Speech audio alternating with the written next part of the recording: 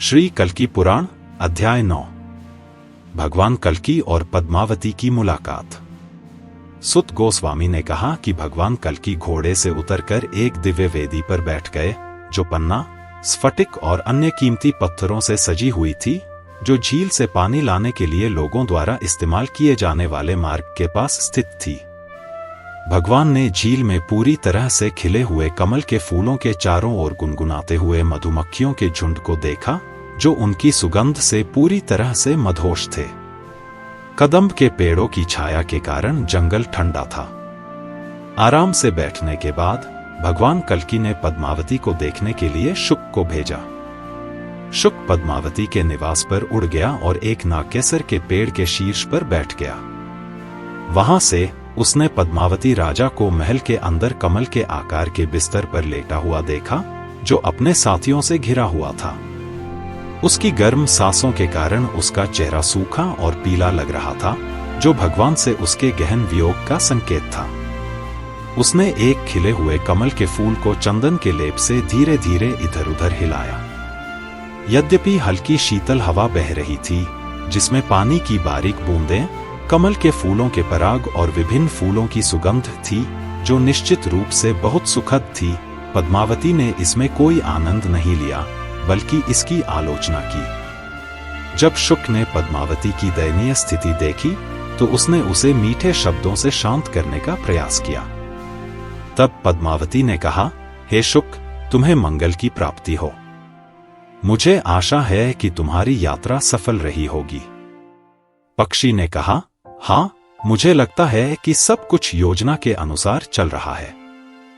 पद्मावती ने कहा, हे तोते, तुम्हारे जाने के बाद से मैं बस तुम्हारे लौटने की उत्सुकता से प्रतीक्षा कर रही हूं।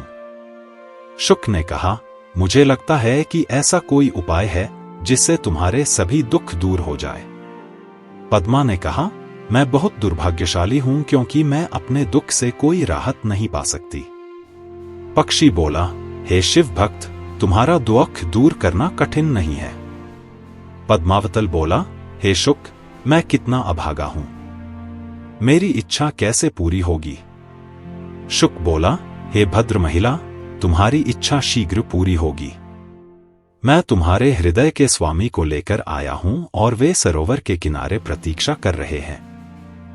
पद्मावती को यह एहसास होने पर कि उसकी चिरकालीन अभिलाषा शीघ्र ही पूरी होने वाली है, वह खुशी से भर उठी और उसके शरीर के रोंगटे खड़े हो गए।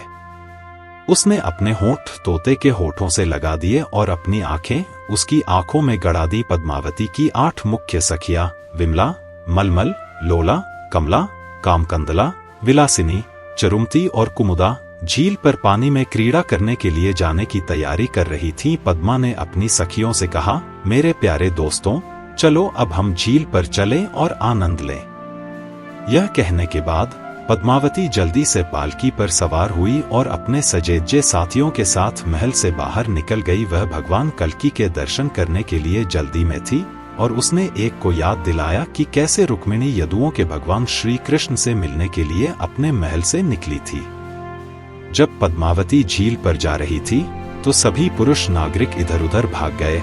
उन्हें डर था कि अगर वे राजकुमारी को देखेंगे तो वे महिला बन जाएंगे। जब उनकी पत्नियों ने देखा कि वे सुरक्षित घर लौट आए हैं, पुरुष शांतिपूर्वक परमेश्वर की आराधना में लगे रहे। इस तरह सड़क पुरुषों से रहित हो गई। पद्मावती की पालकी को युवा, मजबूत शरीर वाली महिलाओं ने उठाया। शुक की योजना के अनुसार पद्मावती अपने साथियों से घिरी हुई पालकी में झील की ओर चली गई। जल्द ही पद्मावती और उसकी सहेलियां, जिनके चेहरे पूर्ण चंद्रमा के समान थे और जिनके रूप देखने में बहुत ही मनमोहक थे, झील पर पहुंच गईं। झील का पानी कई पूर्ण रूप से खिले हुए कमल के फूलों की उपस्थिति के कारण सुगंधित था। हंसों और सारसों ने एक सुंदर ध्वनि उत्पन्न की। इस स्थिति में सभी लड़कियां पानी में उतर गईं और बड़े आनंद से उछलने लगीं। लड़कियों के कमल जैसे चेहरों से निकलने वाली सुगंध से मधुमक्खियां मोहित हो गईं। वास्तव में वे इतनी मदहोश हो गईं कि उन्होंने कमल के फूलों के रस का आनंद लेना छोड़ दिया।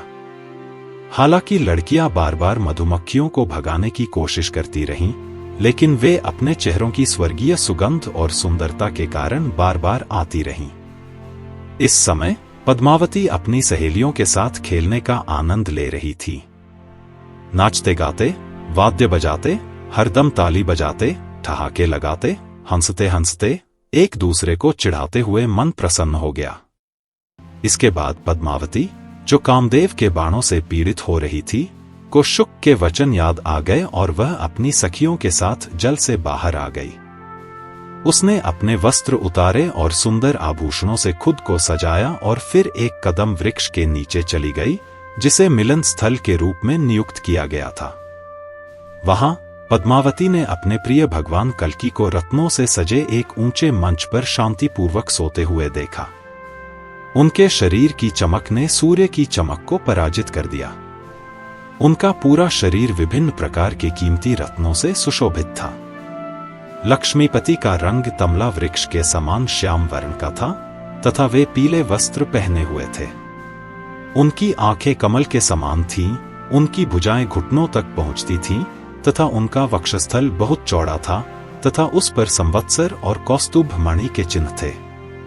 भगवान के दिव्य रूप को देखकर पद्मावती स्तब्ध और भयभीत हो गई। वास्तव में वह इतनी भावुक हो गई कि वह अपने भगवान का अभिवादन करना भूल गई। जब शुक ने भगवान को जगाने का प्रयास किया तो उसने उन्हें यह कहते हुए मना कर दिया कि यदि यह अत्यंत आकर्षक नायक मेरी ओर देखकर स्त्री में परिवर्तित हो जाए तो मुझे भगवान शिव से प्राप्त वरदान का क्या लाभ होगा।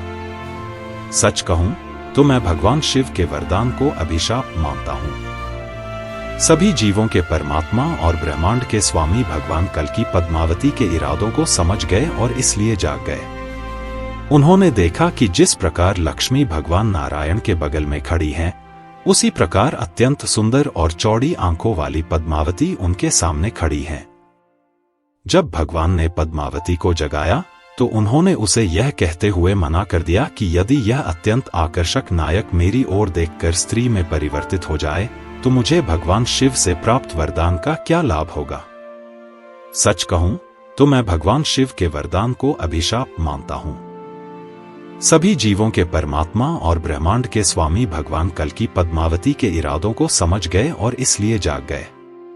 उन्होंने देखा कि जिस प्रकार लक्ष्मी भगवान नारायण के बगल में खड़ी हैं, उसी प्रकार अत्यंत सुंदर और चौड़ी आंखों वाली पद्मावती उनके सामने खड़ी है। राजकुमारी पद्मावती को देखा, जो अपनी सखियों से घिरी हुई थी। उसने विनम्रता से अपना सिर नीचे कर लिया। अपनी सनातन संगिनी को देखते हुए, जो माया देवी की तरह मोहग्रस्त थी, भगवान कल्की ने कहा, हे मोहिनी, कृपया मेरे पास आओ। तुम्हारे आगमन से तुम्हें शुभ फल प्राप्त हो। मैं अंततः तुमसे मिला हूं। अब कामदेव के बाणों से उत्पन्न मेरा कष्ट तुम्हारे चंद्रमा के समान मुख की सुखदायक किरणों से दूर हो गया है। हे चंचल नेत्रों वाली, यद्यपि मैं असुरों का रचयिता हूं, मेरे हृदय को काम के विषैले सर्प ने डस लिया है। वास्तव में मुझे तुम्हारे सुंदर मुख के अमृत के अतिरिक्त कोई अन्य उपाय नहीं मिलता। सच्ची शांति और सुख केवल महान पुण्य के पर्वत को संचित करने से ही प्राप्त होते हैं। पवित्र कर्म करना ही उन लोगों का एकमात्र उद्देश्य है जो परम प्रभु को समर्पित आत्मा है। जिस प्रकार एक हाथी का रक्षक एक पागल हाथी को अंकुश का उपयोग करके वश में कर लेता है, उसी प्रकार केवल तुम्हारी मोहिनी भुजाएं ही मेरे मन को शांत करके उस जलन को बुझा देंगी जो उस जलन को बुझा देगी। कामदेव के 5 बाण। तुम्हारे दोनों गोल स्तन कपड़े से ढके हुए अपने सिर ऊंचे करके खड़े हैं, जैसे कामदेव का अंकुश हो। उन्हें मेरी छाती से दबा दो ताकि मेरे हृदय की इच्छा पूरी हो जाए। मेरी प्रिय, तुम्हारी कमर बलिवेदी के मध्य भाग की तरह बहुत पतली है। तुम्हारे पेट पर 3 रेखाएं जो महीन बालों से सजी हैं, कामदेव का मार्ग प्रतीत होती हैं। वह पेट अब मुझे सुख दे। हे राम भरो, हे सुंदरी, तुम्हारे कूल्हों की तुलना नदी के किनारों से की जा सकती है और वे बढ़िया कपड़ों से बंधे हैं। तुम्हारे कूल्हे भौतिकवादी लोगों की वासनाओं को नष्ट करते हैं, जो अतृप्त वासना से अभिभूत हैं। ये कूल्हे मेरे आनंद की वस्तु बने। तुम्हारे चरण कमल जो मेरे हृदय के जल के भीतर रखे गए हैं, जो इसलिए तुम्हारे पैरों के रूप में पत्तियों से सुशोभित हैं और जो झंझनाती घंटियों वाली पायल से सुशोभित हैं, मेरे काम के सांप के काटने से होने वाले विषैले प्रभाव को बेअसर कर दें। ये सुनने के बाद कली के संदूषण को नष्ट करने वाले भगवान कल्कि द्वारा कहे गए अमृत वचनों को सुनकर राजकुमारी पिडमावती प्रसन्नता से अभिभूत हो गई, क्योंकि उसका हृदय भगवान कल्कि के वशीभूत हो गया था। उसने उनको प्रणाम किया और फिर बड़ी भक्ति के साथ अपने सनातन पति से बात करने लगी। इस प्रकार श्री कल्कि पुराण के 9वें अध्याय का अनुवाद समाप्त होता है।